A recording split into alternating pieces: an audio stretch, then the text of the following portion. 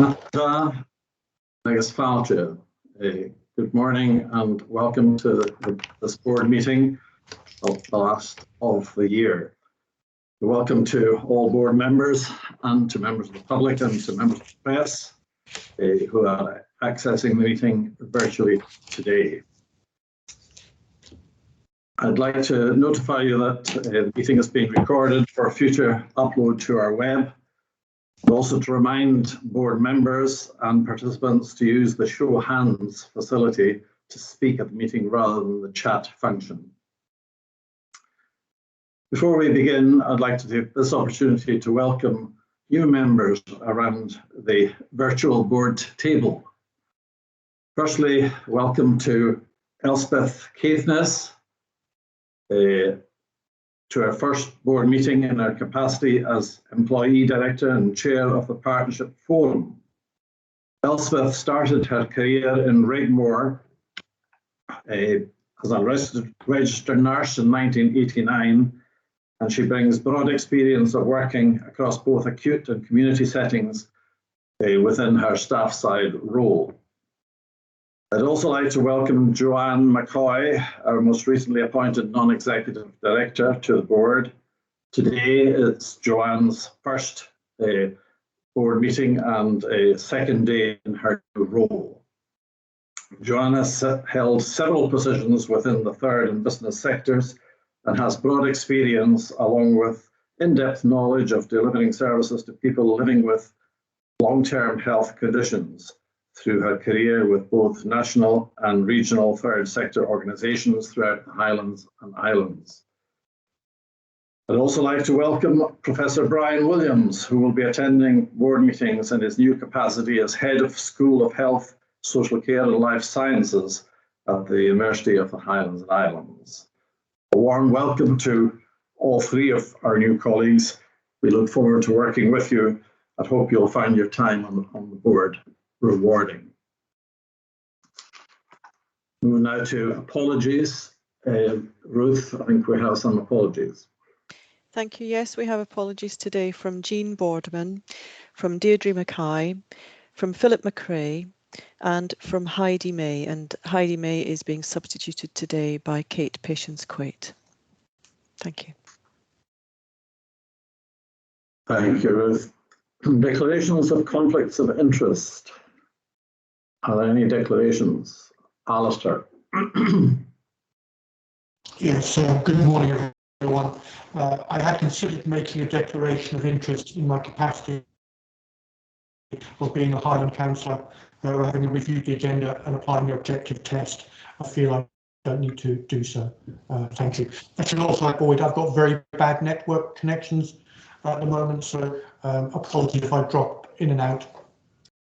And I noticed that, Alistair, and I've got a message about network quality at this end as well. So I hope you can all hear me. Any other declarations of conflicts? In that case, we move on to a staff recognition. For the past few meetings, we've had this item on the agenda of our board meetings as a way of hearing what's happening on the front line of our organisation. And we've heard from different teams. Today, it's the turn of maternity, and I'm very pleased to introduce a number of colleagues who have come along to present their experiences throughout the COVID-19 pandemic.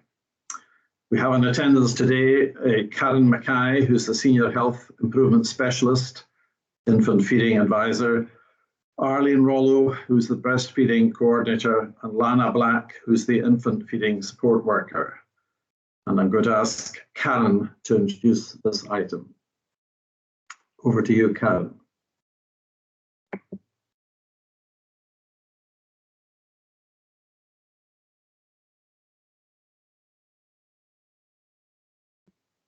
Good morning, everyone. Thank you, Ruth, for sharing my slides. I'm going to apologise.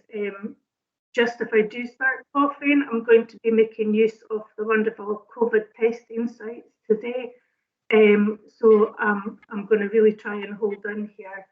So good morning and thank you very much for inviting us to speak about our service and our experiences during the COVID-19 pandemic. My name is Karen Mackay and I work as a Senior Health Improvement Specialist with a remit as the Infant Feeding Lead within Public Health. I'm here today, as you mentioned, with two of my colleagues, Arlene and Lana, and I'm going to give you a little rundown of our service during the pandemic. Please, can I get the next slide, please? I wanted to give a brief introduction to who we are as a team currently. We have myself as the Infant Feeding Advisor and Arlene as the Breastfeeding Coordinator who work within Public Health. And we have a strategic lead in anything to do with infant feeding for the board. So that includes policy, guidance, training, evaluation, team management and providing a clinical service. We have admin support from Louise Benson, which we are extremely grateful for. We also have a total of 3.8 whole-time equivalent infant feeding support workers who work in areas of deprivation in Wick, Alness, Invergordon, Dingwall, Inverness, Fort William and Raigmore. We also have 1.2 whole-time equivalent breastfeeding coordinators who are based in Raigmore, and we have temporary funding for them from the Programme of Government with an aim to reduce formula supplementation. We also have 25 wonderful volunteer peer supporters who we train and manage in-house. We do this differently from a lot of boards who use third sector organisations. Their main role is to offer 365 days a year telephone support to women, but they run support groups also. Can I get the next slide, please? COVID's had an unprecedented impact on us all, and statistical analysis plays a huge role in our work stream, where we try to ensure that any initiatives that we're implementing lead to improvement in service user satisfaction. During COVID, our breastfeeding statistics have really amazed us. The first graph that you see on the top left of the screen is data that we get monthly now from ScotFo. So we've never had timely data. And as you can see for there, we have an improvement trend now for 10 to 14 days exclusive breastfeeding. And we use this to evaluate the work that we're currently doing in Raigmore.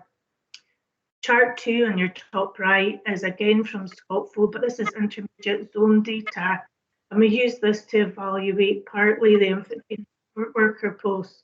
So I've pulled Lana's data from Easter Ross, and as you can see from the 5 years that she's been in post, this is one of our worst performing areas in breastfeeding. We've seen year-on-year increases in our exclusive breastfeeding rates. The bottom chart is one that I'm exceptionally proud of, and this is our national stretch aim. And this is to reduce the drop-off of breastfeeding from birth to 6 to 8 weeks. And you can see here that the latest data just released in October shows that we are absolutely succeeding in this stretch aim to a very, very difficult year. Can I get slide 4, please?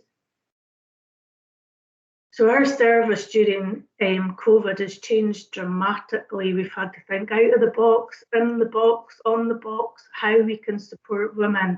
We are never going to see the effects on women for a few years and or the babies that have been delivered in this time. But we've tried absolutely everything this year to support what women are wanting. Our peer support continued absolutely throughout, offering telephone support. Our face-to-face support groups recommenced in June 2021, offering women the chance to meet up with other mums and babies and have a chance to reflect on their experiences. Our first support group back up and running was in Lairg, run by the fantastic Myra and Marie. Not only did they restart this group, but they knew women were struggling and set up a second group in Golspie. Attendance is between 4 to 10 mums per group, which for an area with an average birth rate of 60 is fantastic. And actually this is comparable with data we're seeing from Glasgow. These peers at the same time had to look at completing risk assessments and PPE training to enable this to go ahead. And as volunteers, we cannot thank them enough. Our infant feeding support workers worked from home for the first few weeks of the pandemic, offering phone support in near me, but it soon became evident to them that mums needed more, and they went over and above to go back to offering face-to-face support in what must have been a very scary time. A lot of my infant feeding supporters have young children, and you know, they really went for it. They opened up closed Facebook groups as well for new mums in the peak of the pandemic, including areas such as Skye and Lochalsh, Aviemore and Nairn, who did not have a link infant feeding support worker. Within public health, too, our roles changed, coming in to support initially contact tracing and then care home surveillance, where myself and Arlene have remained. This involved quite a lot of overtime as we prioritised our own service delivery where we could. Our clinics were run by Near Me, but we opened up our face-to-face service in April this year. This was enabled by being kindly given a space at the Invergordon Community Midwifery Unit, and we have seen 84 individual women since this opened. Training has continued via Teams, and for Unicef Baby Friendly, we need 95% of our workforce to attend training, and we have delivered on this by changing our training to be facilitated via Teams instead of face-to-face. And a huge big thank you to all the teams, midwifery teams and health visiting teams that have enabled the training to go ahead. Facebook has been very popular for new mums, and our closed Facebook page has steadily increased in membership, user questions and engagement since the start of the pandemic. We now have 2,000 women on our closed postnatal breastfeeding page. I must make special mention to Lana here, who ensures that every single person who requests to join this page is screened and details checked to ensure authenticity to protect all the service users. This is a major undertaking and one we couldn't run without her. The Quality Improvement Project with Wakemore has seen formula supplementation reduced from 40 to 12% median, and work carried out in the colostrum harvesting project has not only spread but has been implemented throughout 7 other health boards in Scotland this year. Work on a mastitis policy was also completed, and multidisciplinary working between infant feeding, breast surgeons, general surgeons, microbiology and pharmacy has seen a robust policy for Highland, and that has recently spread to our colleagues in NHS Grampian.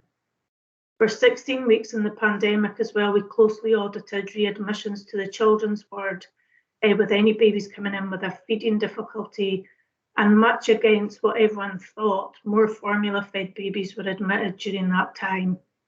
Can I get slide 5, please?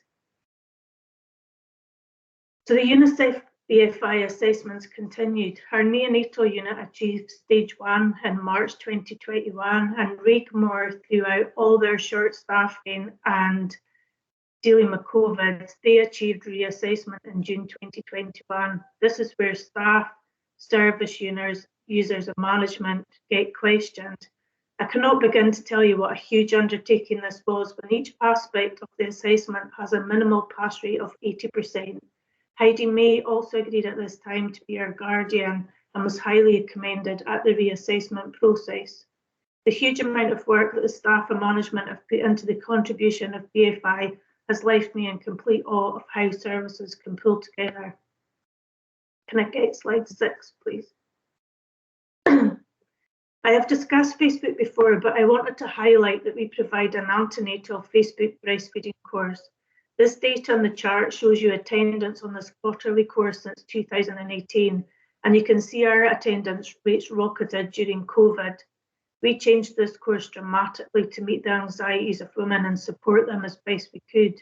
We changed the course to include what was important to them, photos of what Wakemore looked like, what staff looked like in PPE, what the visiting was like, what they were going to expect if they came in for a caesarean, for induction. We added mental health support through Donna Cowan, who's the perinatal mental health midwife in Invergordon, and included things like money matters and up-to-date COVID advice. Women knew they could come here for accurate advice relating to COVID. Next slide, please. The impact of COVID on staff can never be fully described. This has been something that no one expected and no one quite knew how to deal with. As we face winter as well, there's a huge amount of anxieties about this. We carry out a huge amount of qualitative evaluation also all the time, just to make sure that we're meeting the needs of the staff and the women. Staff are exhausted. We've gained an overwhelming respect for the work of our health protection team, colleagues and care home staff. We've got uncertainty of future funding through short-term funding that comes from the Scottish Government. We've got concern, as I've mentioned before, about the future impact of women and babies. We're extremely proud of the continuation of services that we've done, while at the same time we've pulled down the Rigmore staff were redeployed for 3 months, for example, to support the staff in there. We've taken staff quotes for the infant support workers, and if anyone wants any of the data or any of our evaluations, please email me and I'll send you the full reports. But the infant support workers are well valued.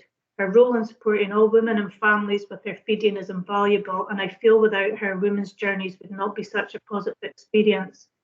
It really takes the pressure off us when we are so short-staffed, as intervention techniques are already in place before we go out for routine reviews. I feel that now more than ever, health visitors should really appreciate infant support worker input. It has been invaluable. My feedback is that they are a gift. We find the service very valuable, and the infant feeding support workers are a great resource for us to have in such busy times. So my final slide is really about the impact of families, which is most important to us. We'll never know how COVID has affected them. We've rolled out universal vitamin D distribution at the same time to all breastfeeding women and children under 3 years, which has been no mean feat and totally supported by our midwifery and health visiting colleagues. So here's some quotes for mums just to finish off. So today is the first day that I have come out of my house with my baby, and I feel so emotional meeting people that are not my close family. The support group is fantastic and a chance for me to see other mums with babies of a similar age and know that everything we are experiencing is normal. Thank you for all the COVID information on this course. I am so confused by all the information people are posting on other sites. I was so worried. Without the support of the staff at Rigmore, I would not have continued breastfeeding. They took the time to support us to breastfeed. The infant feeding support workers actually came out to see me at home, and this is so much better than phone calls. I know I can get in touch with them anytime, and they are so knowledgeable. I have just applied to be a peer supporter because I got wonderful support from my infant feeding support worker, and I want to be able to support another mum who may be struggling. And finally, I'd been struggling with everything and visited the clinic.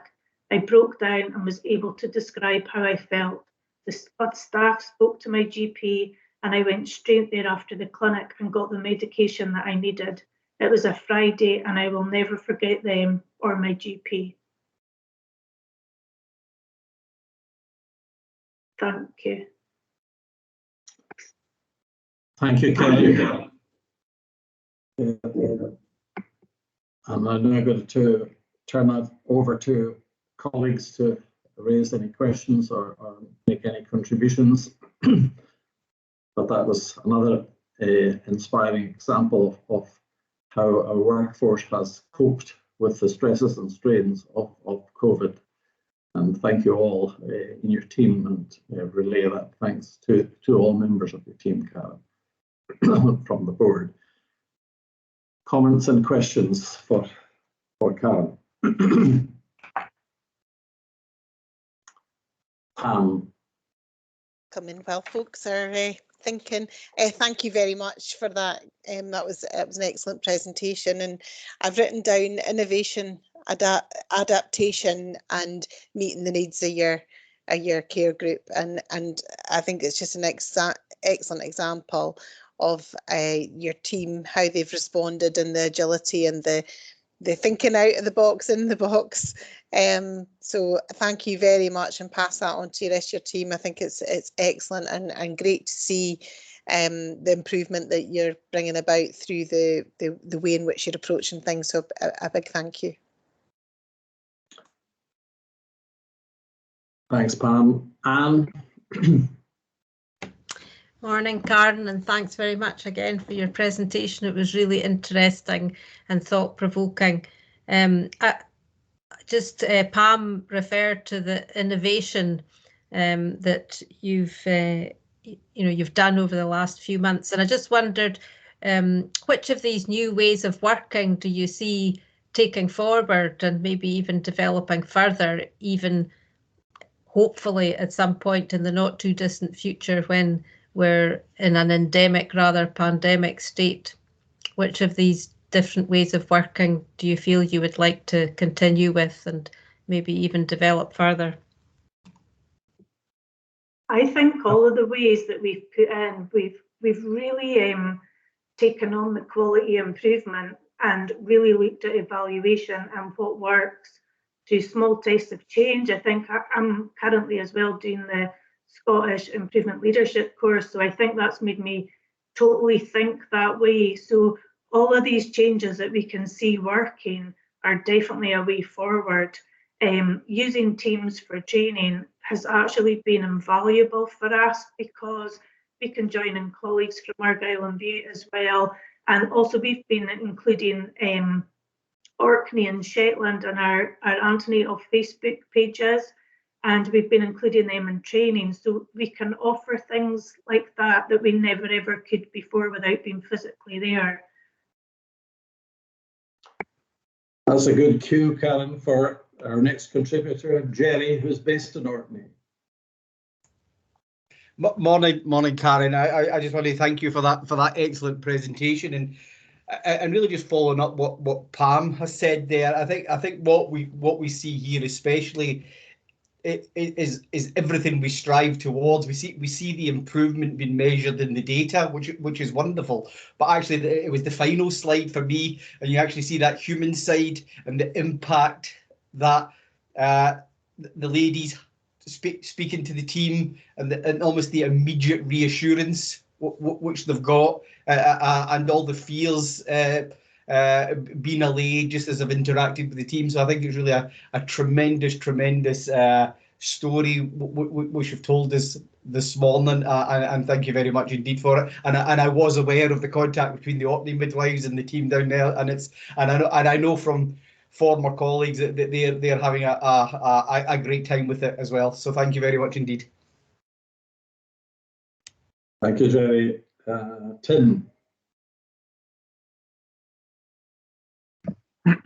Thank you. I just want to add to some of the comments, but particularly to thank Karen for the presentation, and also to pay tribute to her and the colleagues for both the dedication to infant feeding, which is even more evident in sort of day-to-day practice and communication than just in the presentation, and a personal dedication to that and to the needs of parents and infants, but also to emphasise the additional work that her and many of the others have done in COVID, which is goes far above and beyond what people might expect. And there's a vast amount of work, whether on contact tracing or care homes, and going beyond what we might expect on that, let alone it being an additional part of the work. So I think the team deserve a lot of praise for their work in these extremely difficult times. Indeed, Tim. Somebody else was coming in. Mary Burnside. Thank you, Boyd. And yeah, I just want to come in and echo Karen. You and the team have just done an amazing job throughout a really difficult time. And as Pam says, you've been really innovative and really creative. And one of the bits that stood out for me throughout all of this was the engagement you got through the Facebook page. So, you and the team have the Facebook page there for breastfeeding support, but actually throughout the pandemic, it almost became like our engagement around antenatal education, with 200 women signing up and joining it.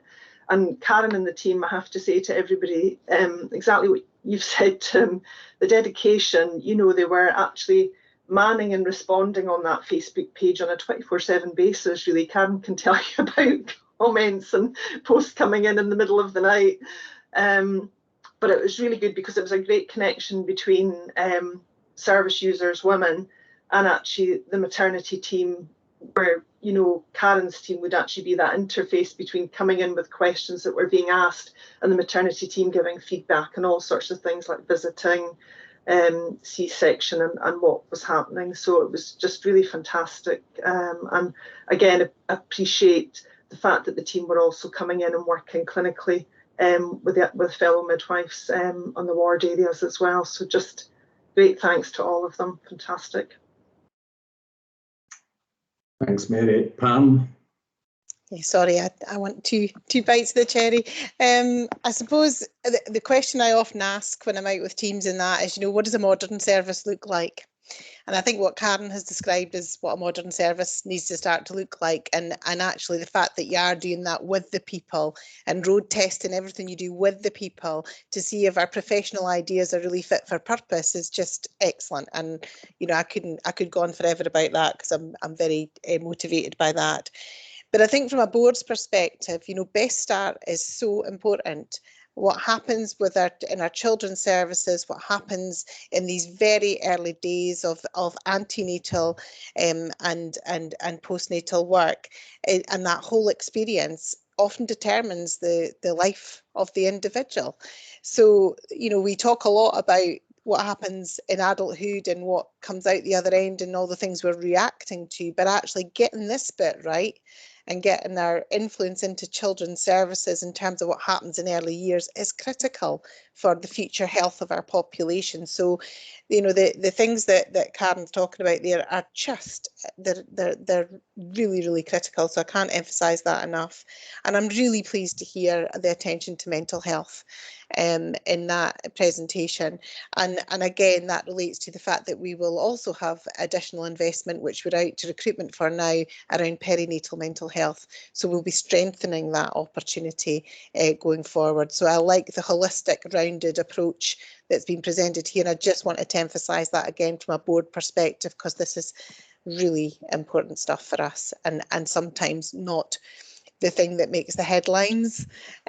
So I just wanted to pause and ask people to really consider that.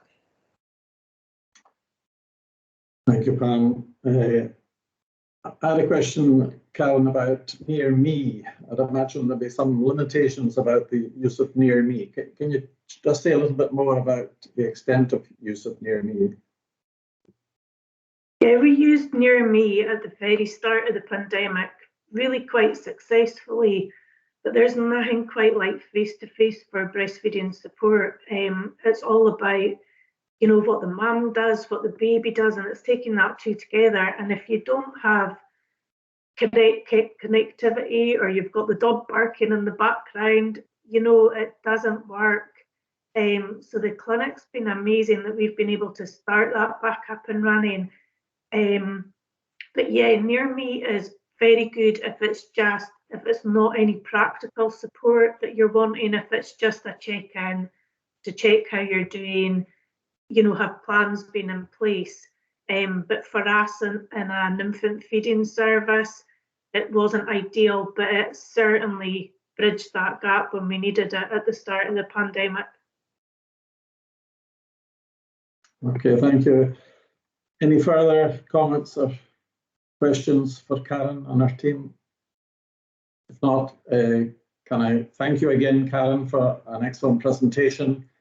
And as others have said, it speaks of your commitment and also of your responsiveness. I think Pam used the word adaptation to circumstances and adaptability, and also your inventiveness in finding solutions to the issues that have been raised because of the COVID pandemic. And I would just echo what Pam said about the importance of a good start in life, and that you are all involved in trying to give children the very best start in life, and that's so important for us as a society and for us as a health service. So thank you on behalf of the board, Karen. Thank you and your team, and please convey our best wishes to your team and our deep appreciation of all the work that you have continued to do in difficult circumstances. Thank you again. Thank you very much for the opportunity to come. Thank you. Okay. Bye. Bye for now. Bye. Thank you. Goodbye. You're welcome to stay for the remainder of the board meeting if you wish. We're moving on now to the minutes of the last meeting of the board, the September meeting. And I just want to go through that for accuracy. To take it pages 1 and 2, 3 and 4. Ruth, did you want to come in? Sorry, yes, thank you very much. On page 1, I just wanted to clarify and to amend the slight typo there. Katrina Sinclair was here at the last meeting in her capacity as the acting chair of the Area Clinical Forum. She is in fact the substantive chair of the Pharmaceutical Committee, Yes. so we'll make that revision. Thanks, Ruth. Pages 5 and 6, 7 and 8, 9 and 10, 11 and 12. Can I take it therefore that you approve this as an accurate record of the meeting of the 28th September? Okay, thank you. And we also have some an action plan arising from the meeting. And I'll ask Ruth just to speak to any updates or any points that we need to take note of in the action plan. Okay, thank you. So at your last meeting, you specifically requested that there should be clarity on the timeframes for the actions, and we've now included timeframes for all of the actions. In particular, the committee membership's review, although it had originally been destined for this particular meeting, given the timing of the appointment of our new non-executive director, we've decided to delay that, and that's with the agreement of Boyd, and bringing that back to you in January next year. There are a few items on this list which we now consider to have been closed. There was a presentation on cancer services at the Clinical Governance Committee, and a note there that it's also discussed at the Performance Recovery Board. The Board Risk Register, there was a request for inclusion of an indication of the direction of change relating to the various risks contained in the register, and that's now been actioned, and you'll see that in your papers. The update on the healing process, the third organisational learning report, is now included in this agenda. And there are regular updates to the board on the development of the strategy, and that's now taking place. And similarly, the board assurance framework, the improvement plan associated with that, is now a standing item on the board's agenda. So those particular items that I've referred to there, I believe, are now complete, and that they would now be removed from the action plan. Okay, any comments or questions for Ruth? Or are there any matters arising from the minutes that anybody wants to raise at this juncture? If not, thank you, and we can proceed to item 6, which is the Chief Executive's report on emerging issues, and there might be one or two, Pam. Thank you, Boyd. Yes, there are one or two points that I want to mention. I want to start first with people. And people, first of all, in terms of in our communities, and you know, we're a way to go out and engage more with our communities in relation to our strategy development. And there's a lot of work being done by the team led by Lorraine to pull that together and to get out and communicate with all our communities across Highland and indeed in Argyll and Bute to understand better where communities are at and what they feel they need from us, what's worked well and what's not worked so well for them. So I think it's really timely for us to get an understanding of what it's been like for our communities and what the emerging issues are from their perspective, to see if our perspectives match. So I think that's a really important piece of work that I felt was worthy of mention in the first instance. So as you know, we're aiming towards April for a new strategy to be in place. So that real interaction in a number of different ways with our communities is critical to, again, us understanding that we are in the right place and understand what people are experiencing post, well, I'm not going to even say that, in the middle of this pandemic that is ever changing. The second people bit is our workforce. So we have been having many discussions and looking at a suite of different things that we might be able to do to support our workforce. So we know that right across the country, the greatest challenge for us all is the supply of workforce for all the tasks that we need to deliver in health and care across our system. Again, in Highland and Argyll and Bute, really challenging times to get the level of workforce that we need. And so we are taking every which way possible to try and recruit staff in and enhance our numbers. And I think it's important to note that, you know, we've had, you know, feedback about some of the things that we maybe could do better in. So, for instance, the vaccination programme.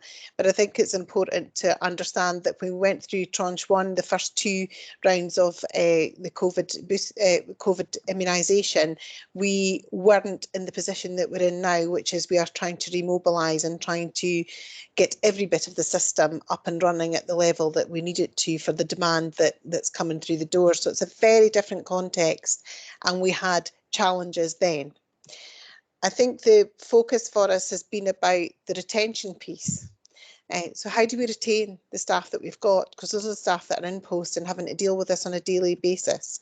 And alongside our staff side colleagues, and certainly the unions have expressed that, you know, that is an area we need to keep working on and try and do better around, because these staff are in our employment. They are daily challenged by the demand and the stretch that's required of them, and we need to make sure we're looking after them as well as possible. So that is a big emerging, it's not even an emerging issue, it's an ongoing issue for us as to how we best support staff. And again, we're trying to understand with staff what else we can do to make it better. And so that doesn't take away from the fact that we will continue to try and increase our footprint of staff completely, but in terms of how we deal and support our staff on a day-to-day basis, that is critical to us, and we continue to try and be creative in that space and to think out of the box, but we probably need some help from the staff on the front line to be sure that we don't come up with wacky ideas that don't work for them. So I think the board needs to just be aware of the, you know, the level of concern there and the seriousness with which we are trying to approach that in partnership and make things better, because we know going into the winter this is not going to get any easier. So how do we help people retain their resilience, get enough rest so that they can perform well when they're on the job? So that's a big task for us. And I thought it was important to maybe start with the people before I talk about some of the other issues and pressures that we've got, because, you know, they're the centre of everything I'm going to talk about.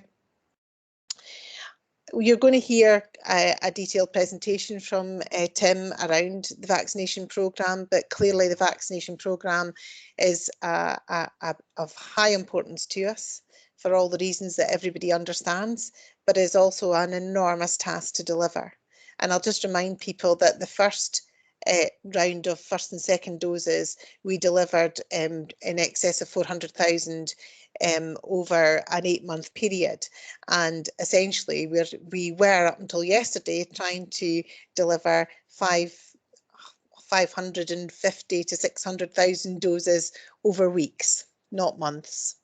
And of course that's changed again yesterday in terms of the expectation, the requirement, the pace, so the timescale between doses, and the requirement to get ahead of the curve. or the potential wave of COVID is really of high importance nationally, but that means it comes with a huge amount of pressure for us as a system. And I have to say that in spite of some of the difficulties we've had, and you'll see that from the presentation, our teams have really stepped up here. And it never ceases to amaze me where they get the strength and more fuel from. But again, we have managed to step up in the last ask, and now we're being asked to step up significantly again. And that is going to be a real huge challenge for us. And I guess it's again to try and make a plea to communities and to the public that we will do our best to meet those requests, but it is a challenge and we will need a bit of patience there with how we do this. The size of Highland and Argyll and Bute is huge. The distribution is huge, and therefore the logistics are quite a challenge for us. And then there's the additional staff that we will need to find to be able to do this. But we're up for it and we're trying our best.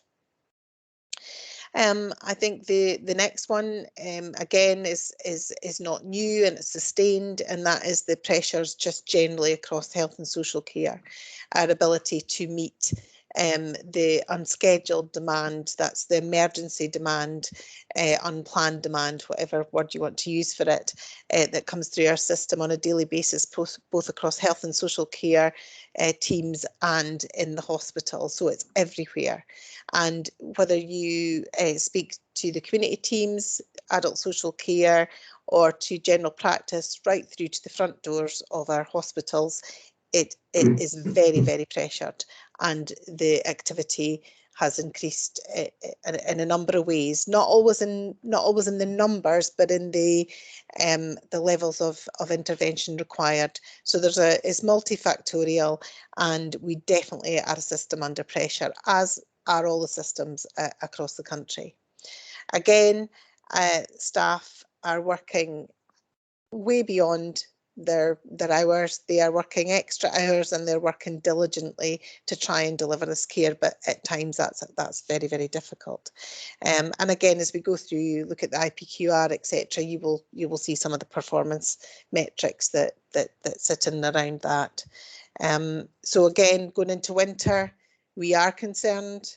We have done every bit of planning possible to try and make this as successful as possible, but I'm fairly sure that we will have days where it feels really difficult. We are looking at how we can start to objectively assess that and have some sort of metrics about that. In fact, we've got a meeting later today where I'll be talking with the team about whether that's possible or not in terms of our local surveillance and daily understanding of where we're at. And Lorraine Cowie's helping me with that. I think moving on then to elective, it's with regret that we've had to pull back a bit on elective, and that I think could be a potential pattern for the weeks and months to come. We will continually try to deliver what we can, and we will work with colleagues in other boards to see if there are different ways that we can configure ourselves to try and meet the elective challenge. But we have a lot of work to do there. And if we don't have the beds to look after people, and we need the specialist interventions around HDU, then we lose capacity for doing elective. So there's a lot of interdependencies in the hospital that can cause that to happen. So again, it's been monitored on a daily basis, sometimes 4 times a day, in terms of what we can do and how we keep things stable. But I think the reality is that we will fluctuate in that. At the moment, we are managing to still keep our urgent cancers and urgent trauma, etc., dealt with, and that would be our ambition, is to continue with that and to still be able to do some of the less urgent electives where possible, and we'll keep you posted on that. I think that's probably enough, but it's tough times. But again, I can't but commend everybody, including my own team, in their commitment and dedication to trying to make this all work in the best way it can for the people of Highland and Argyll and Bute.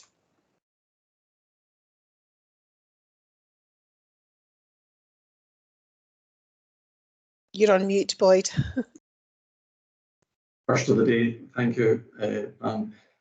If we can hold questions about vaccinations till the next presentation by Tim, but invite anybody to raise any questions or make any comments on what Pam has just presented.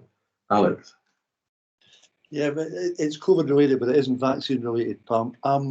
In terms of the staff pressures, can you talk us through what happens when staff, if they're contact traced? Is there any changes to that with the potential of this Omicron variant? Is it a matter of they're okay after they've done a negative test, but until they do a negative test, they have to isolate, or will we go back to they have to isolate for 10 days regardless of testing? Has that been discussed yet? Because clearly, you know, the pressure on staff is going to increase greatly if we end up with another wave coming through. Thanks. I'm going to defer to Tim on that tricky question, because it's still kind of, you know, we're still work in progress in terms of understanding that, but I'll defer to Tim. Thank you, Pam. The position hasn't changed yet with the new variant. I'll talk in the presentation a little bit about the Omicron variant.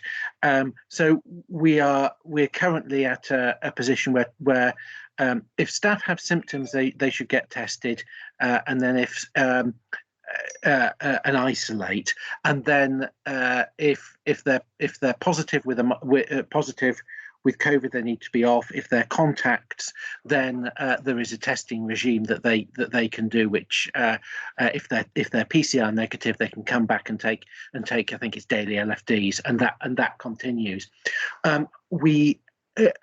The position may change with the variant, but that's speculation at the moment.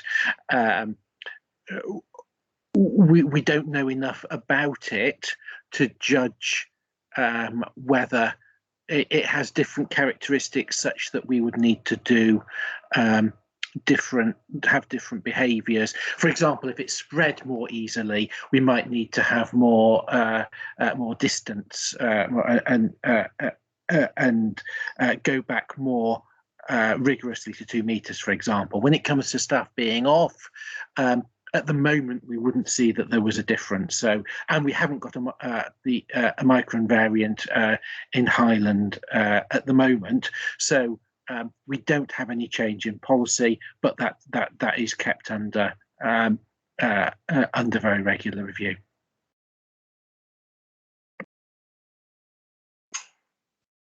Thank you, Tim. Any further questions or comments regarding to Pam's update?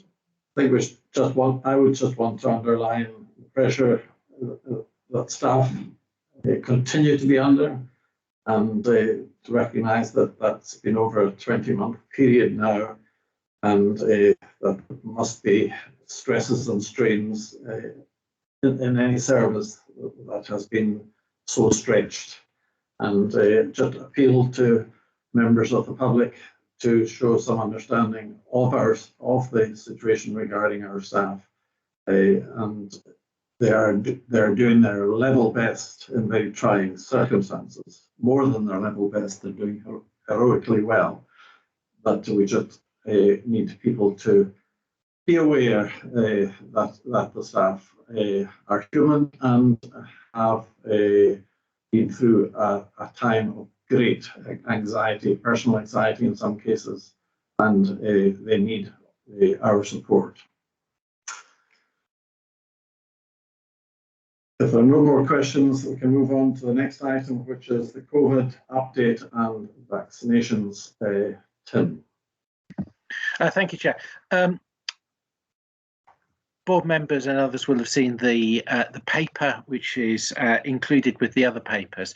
It is only a short paper, and I've tended to do that both for board meetings and for other meetings because of what happens with the changes, both in terms of COVID numbers, policy, and vaccination performance. So that was my plan this time, and that's what I did this time. So I'm sorry that there wasn't more detail in the original paper. However, things have changed at such a speed over the last few days that actually, had I done a paper, it would have been completely out of date, given to some extent changes in vaccination, but above all the arrival of the new variant. So I've sought to cover that to an extent within the presentation, but there may be things that members wish to ask about, which I can cover within the questions at the end.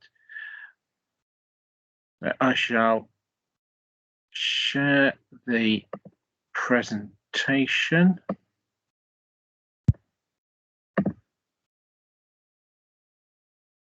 Okay, and I hope that everybody can see that.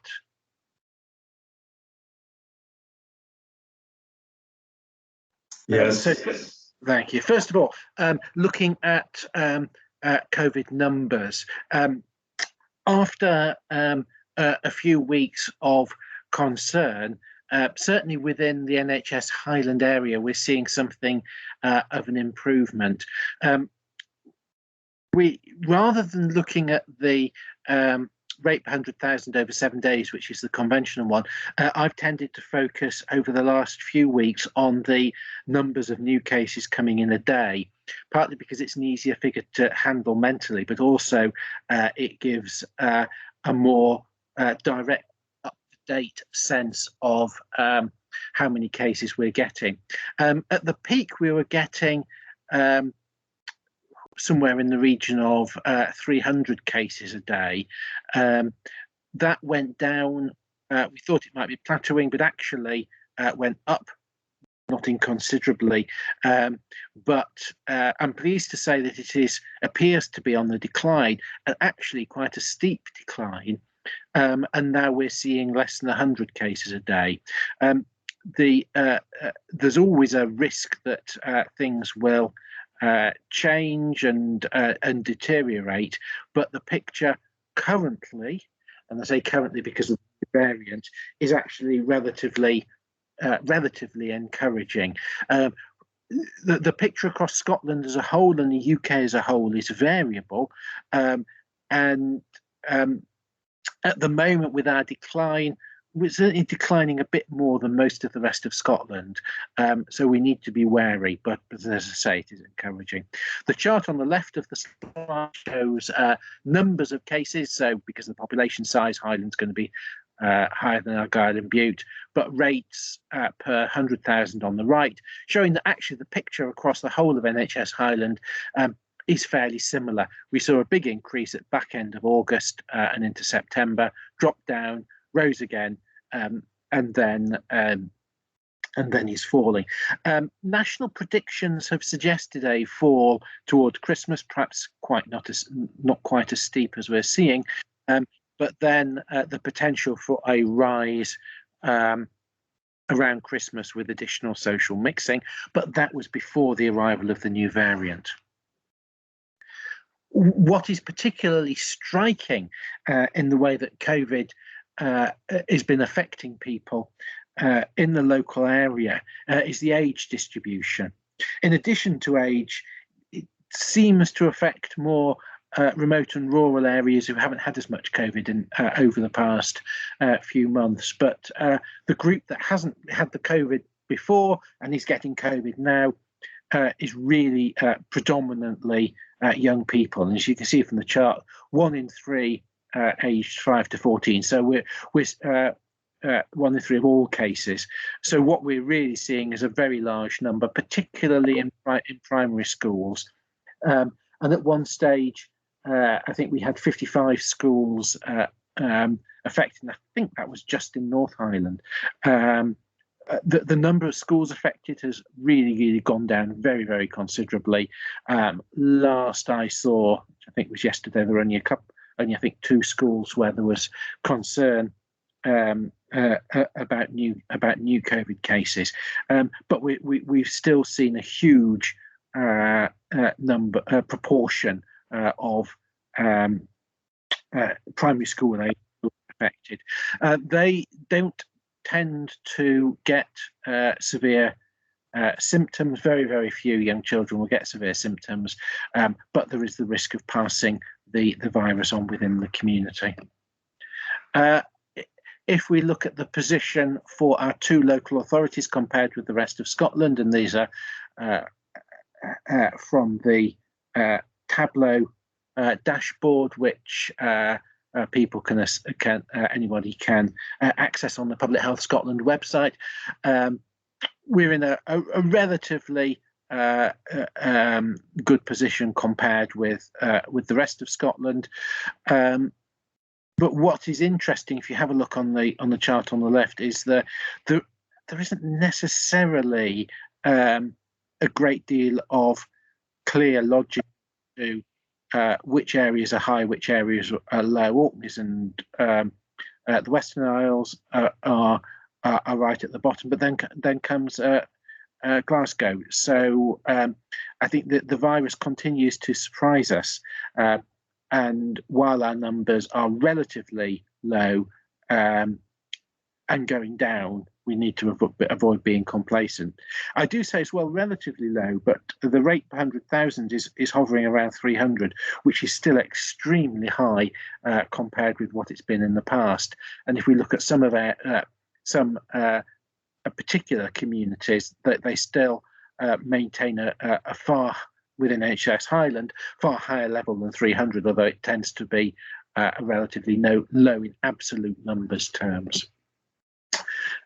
If we look at the particular communities going down to small areas, we can see to some extent that two features. One, encouragingly, the map on the left is a lighter coloured as a whole than the map on the right, which means that the numbers are going down. But there are still areas with quite high rates. If anything, to some extent, the area is a bit more geographically distant, although it's still quite variable. Coming to the new variant. Variants are named after Greek letters. We've had alpha, beta, gamma, and delta. And then we've got quite a large jump now to Greek letter Omicron. All variants are simple mutations of the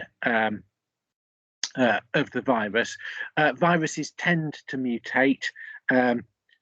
Probably the most known for regular mutations is the flu virus, which mutates every year, and that's why we need a new flu vaccine every year, because of the difference in the type of virus that's circulating. So we expect the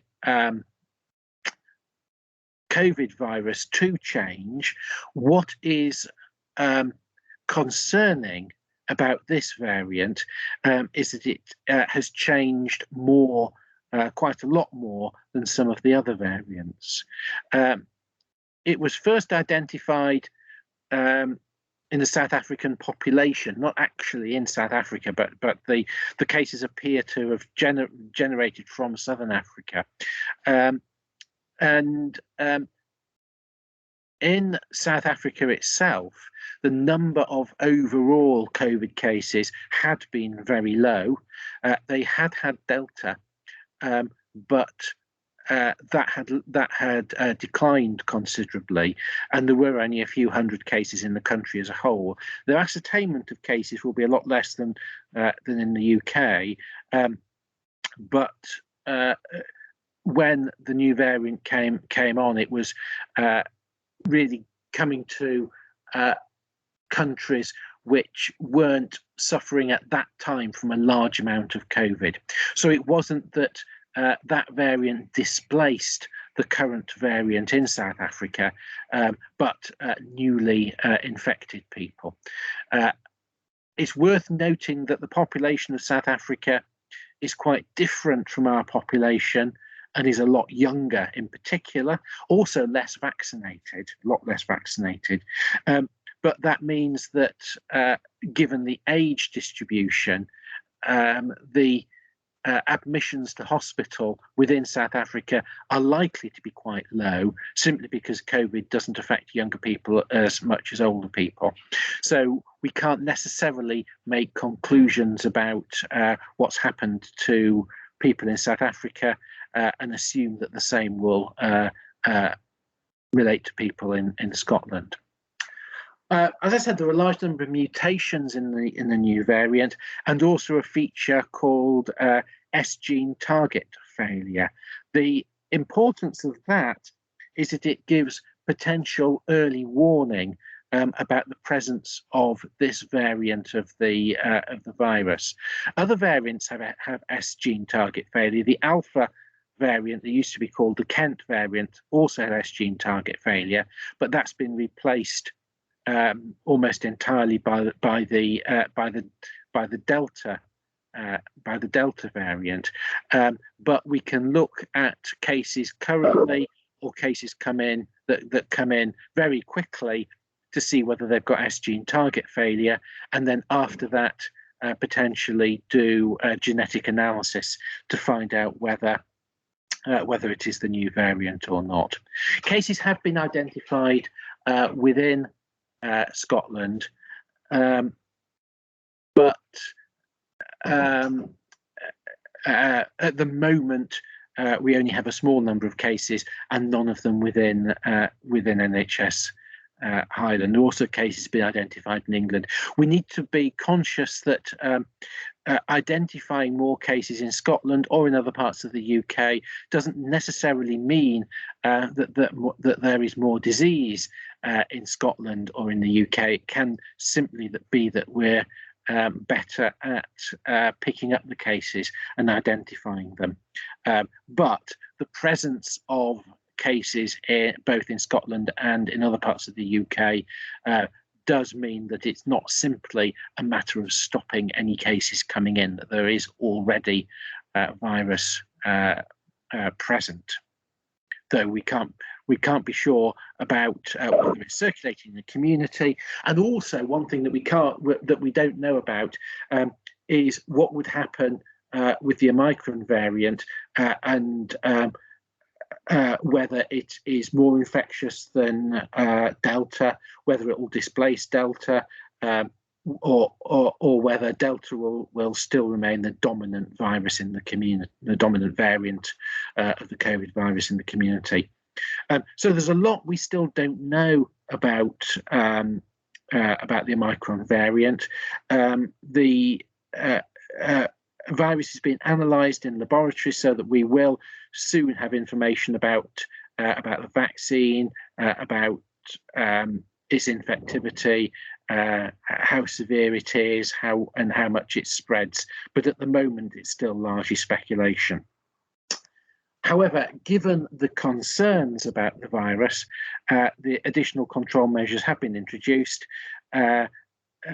More so in England than in Scotland, because a lot of the measures introduced in England are just replicating those that are present in Scotland. But probably the biggest measure is what's come out of the Joint Committee on Vaccination and Immunisation, as Pam alluded to, with a further acceleration of the vaccination programme, giving boosters for all adults and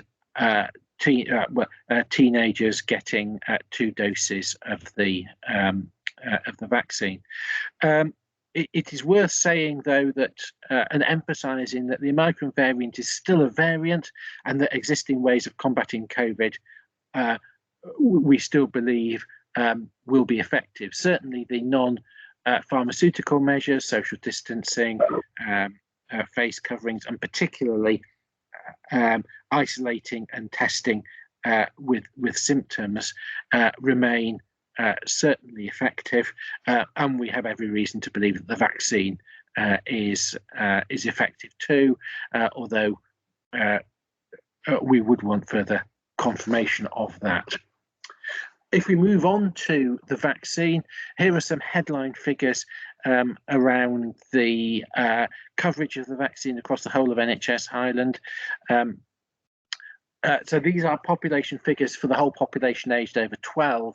So a little bit, it may seem a little bit lower, but still very good coverage, and perhaps showing better on a chart. It's a little bit busy, but I think it does show the large amount of coverage. So if we look towards the right around the older age groups, the darkest blue represents people who are vaccinated and have a booster, and you can see, I mean, it's a slightly old, so a couple of days old. So I think for the 75 to 79s that we're actually over 90% now.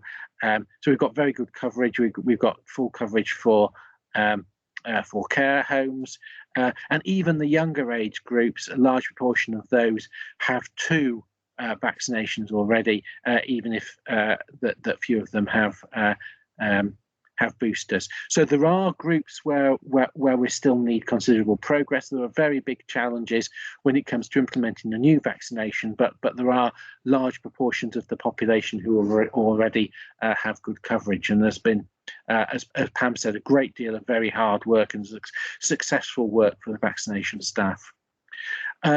We're at a reasonably similar level in terms of vaccination to compared with other boards.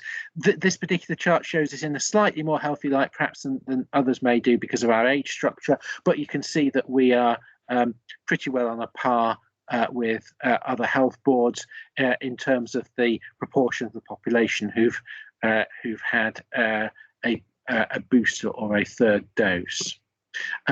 Just turning to flu for a second.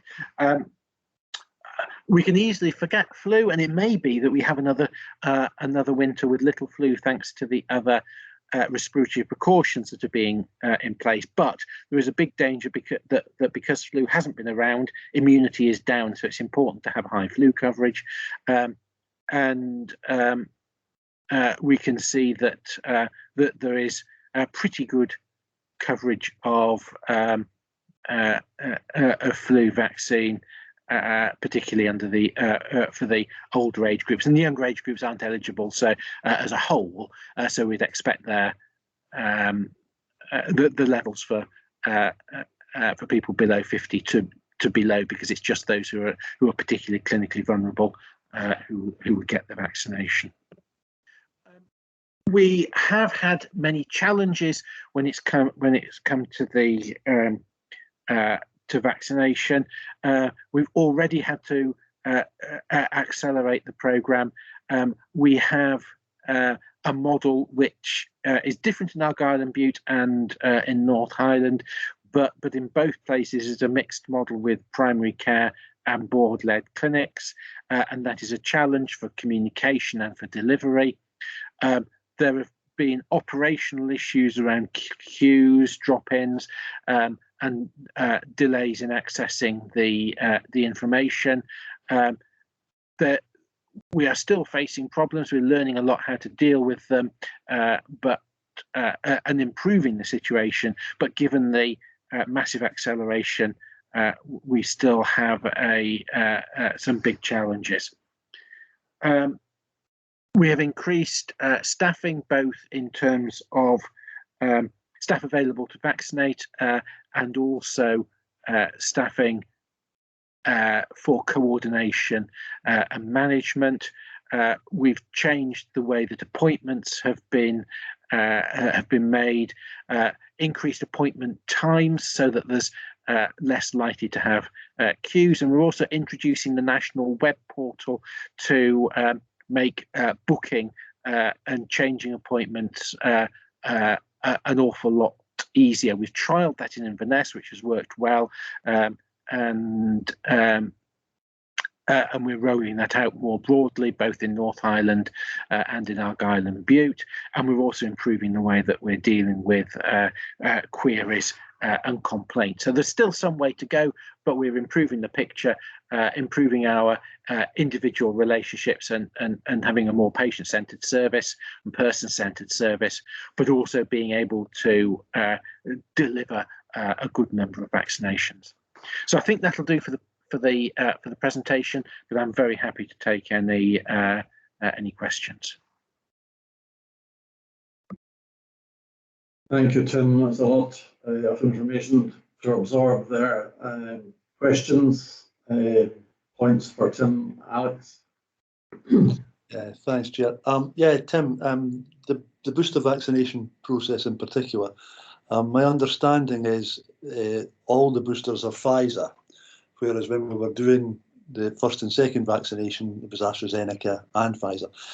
Now, how are we set from a rural perspective in terms of supply of the vaccine, bearing in mind that the conditions to hold the Pfizer much colder, special freezers, etc., over the AstraZeneca?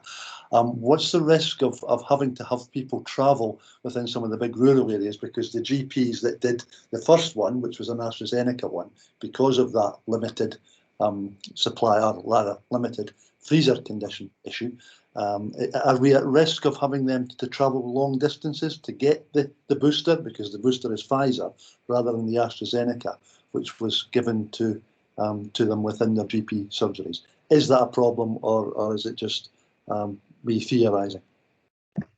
That's not a problem.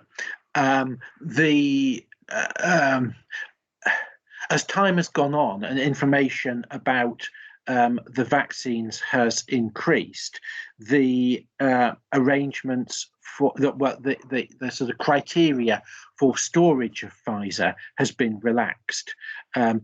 So it's far easier now to transport and to keep Pfizer in less extreme frozen conditions. So for long-term storage, it needs to be kept very cold, but it can be kept for longer periods outside the extreme cold. So that's not an issue. There are the issue for travel is more around arranging the clinics, being able to staff the clinics, and the logistics of that. But in terms of the Pfizer vaccine, that's not the problem. Thanks, Tim. I have Alistair and then Anne. Yes, thank you, and good morning, Tim. Throughout this sort of COVID journey with vaccines, it started with the first vaccine, and we were told that COVID was more harmful to Black and ethnic minority groups at the time, if you remember, when it first came out. Wondering with this South African variant, if there's any linkage between the origin of the variant and whether it actually is more susceptible to people of a particular race. Is there any evidence on that? And why is it that we're not hearing so much now about the impact on Black and ethnic minority communities, whereas when COVID first came out, it was quite a constant theme? Thank you. I've seen no evidence about anything to do with ethnicity and the new variant. I don't think there's any particular reason to believe there would be a variability. While there may be some difference around ethnicity and virus susceptibility, I think it's confounded an awful lot by other factors, such as the jobs people do, the deprivation, multi-generational housing. So I think that the latest evidence is that there is little to say that ethnicity itself is a really big fact. There are jobs such as taxi drivers, which would be done disproportionately by people from ethnic minority groups, or other transport drivers who are at a particularly high risk of COVID, not because of their ethnicity, but because of the nature of their work. So I think so I wouldn't rule it out, but I don't think it's one of the big things that we would be that we would be concerned about. And I certainly have heard nothing about the Omicron variant and ethnicity. And I doubt that that's anything to do with the origin of it either. I suspect that it is the nature of perhaps low vaccinated populations and viruses circulating there. You okay with that, Alison? I have Anne, followed by Susan and Jerry. So Tim, just following on from Alistair's question there, in your paper there's mention made about health inequalities, and it says that we've submitted a plan to government around ensuring that vaccination reaches all our communities. So I was wondering if you could tell us a little bit about the sort of key actions in that plan that we're taking, and whether we have the data to know whether we are reaching all of our communities. So within that you know, the vaccination rates that you showed us, are we able to tell whether you know, any community is being disproportionately unvaccinated? Thanks. The plan includes a range of different sorry, groups. So some are based on linguistic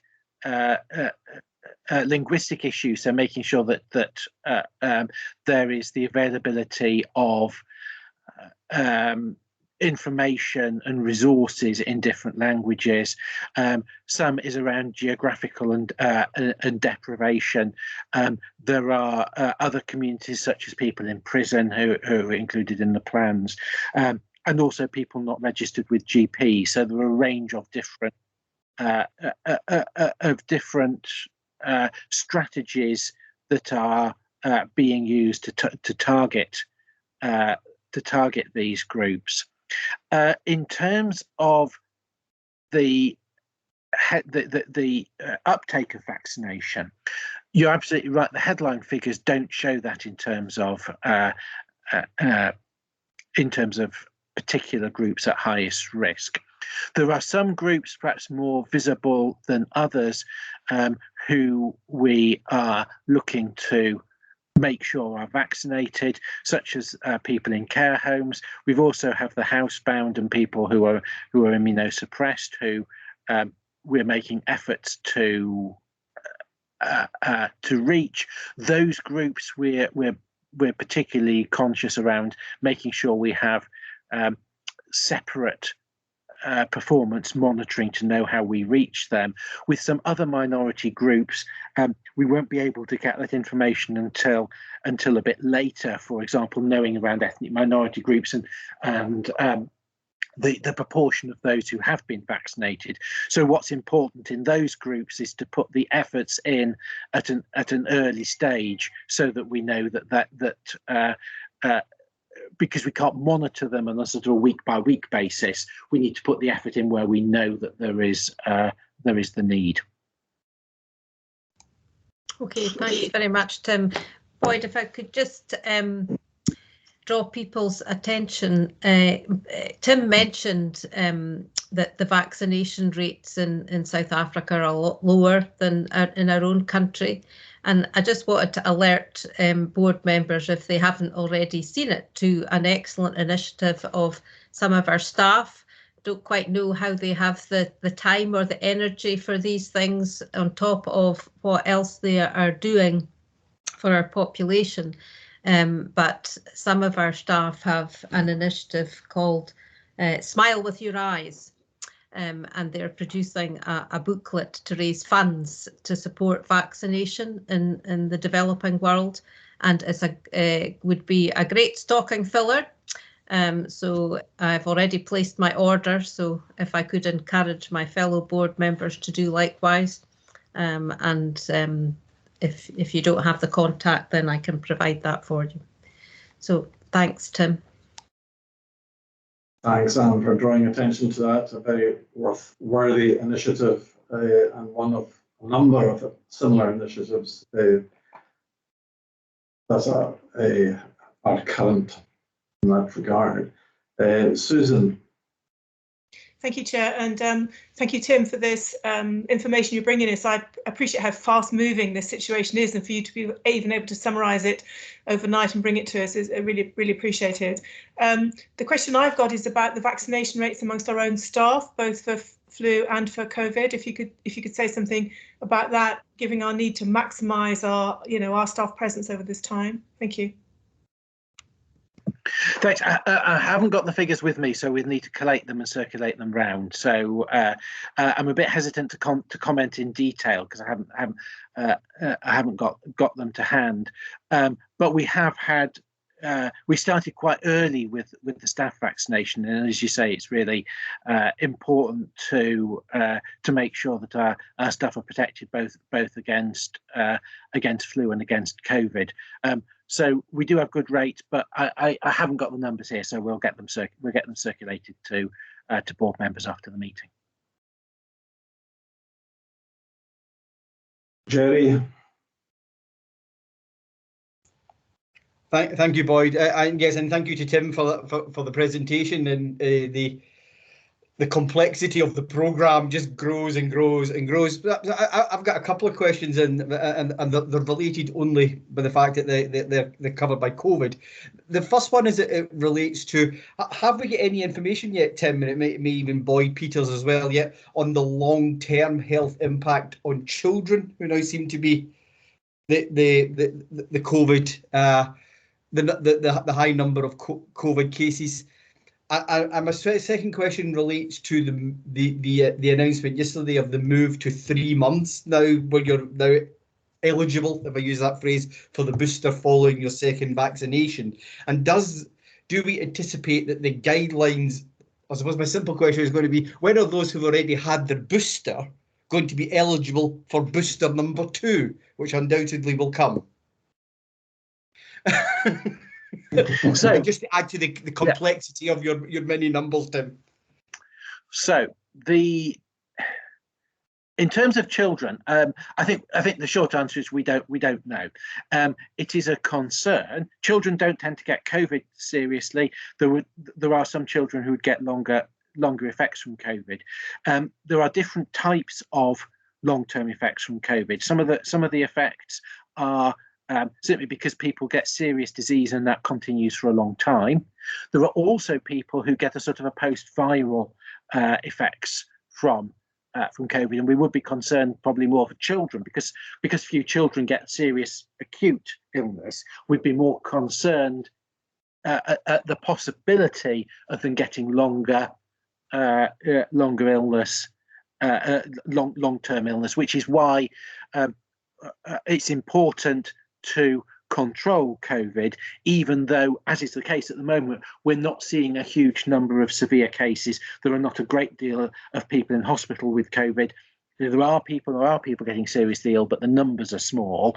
But it's still a concern, both for those small numbers, but also for the larger number, particularly of young people. So we haven't got evidence, particularly of huge concern, but it is something that we need to be prepared for, and is a reason for controlling the virus out in the community. Secondly, in terms of further boosters, I think we don't know yet.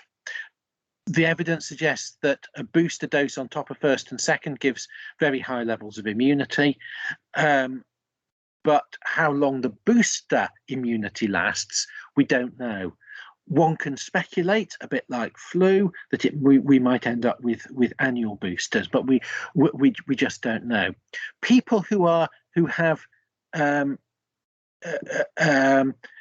problems with their immune system and are seriously immunosuppressed get a third dose, and that's not the booster, and then they will get a further booster on top of the third dose. So there are some people in the population who are already scheduled for 4 doses, but they only get 1 booster, and it is a little bit confusing.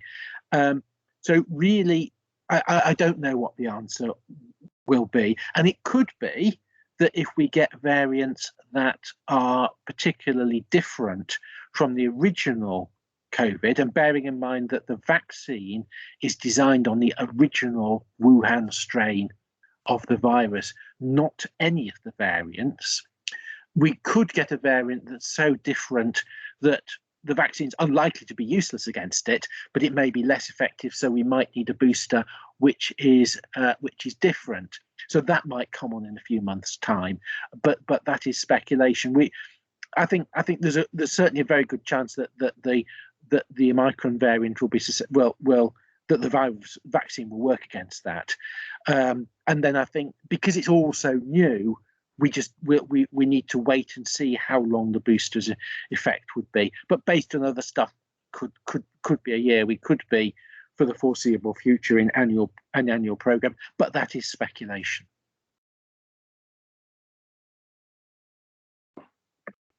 Graham Hardy. Thanks, Chair. Thanks, Tim, for your presentation. I was just interested, you just mentioned just now about the post-viral sort of illness that people get after COVID, and I have a couple of friends that have been diagnosed with that. I don't know, you said the numbers are small in NHS Highland. Can you give me a kind of rough figure? And also the treatment of that kind of virus, is that a set treatment or the kind of bit of guesswork? Nobody's not too sure what to do, or thanks. Thanks. I mean, I think very small numbers in terms of younger people, which was Jerry's question focused on that. There are more people across NHS Highland who are adults who have continue what people might call long COVID. As I said, it comes in different types. We've been working for several months now in terms of a group looking at services for long COVID, and they're being developed. So we will have different services in place. It depends on the precise way that people will present about what are the best services for them. So we've got generalist and specialist services. I haven't got numbers at the moment. Our numbers within NHS Highland will be a bit lower as a proportion of the population than other parts of Scotland, simply because we've had lower levels of COVID. Although it will vary across the whole of NHS Highland. But I'm sure that we can separately we can provide something in terms of numbers. Thanks, Tim. Alex. Yeah, thanks. I don't know, Tim, if it'll be yourself or Boyd or Boyd Peters will answer this, but in terms of the drugs that we have to deal with COVID once people have it, rather than the vaccine, which is trying to minimise the illness, is there still a lot of trials going on? There was that whole thing about, I'm trying to remember the name of it, it was dexamethasone or something or other that was being used to try to minimise people going into ICU. Are we getting a bigger armoury of drugs for treatment as well as the vaccine? Because the concentration seems to be only on the vaccine. And are we involved in trials trying to get these drugs through? Thanks. There are continuing trials, but there are also drugs that are available. Dexamethasone is a very standard drug which has been used for years and years. And that is now a standard drug used in the management of COVID in hospital. There are also drugs that are being introduced for the management of COVID in the community. Two types of drugs have recently been talked about. One is monoclonal antibodies, and the second are specific antivirals. And the idea is that they can potentially be used in the community for people diagnosed with COVID, and then that will then reduce their chance of becoming seriously ill and reduce the chance of them coming into hospital. So they are beyond the research stage and they're at the implementation stage. So there's work been going on with Scottish Government and all health boards around the logistics of making those drugs potentially available out in the community. It's not an entirely simple exercise, as you can imagine, but so work does continue, but drugs are available. What we don't know, and one of the uncertainties, is the effectiveness of drugs against a new variant. But again, we would be reasonably confident that they will be effective.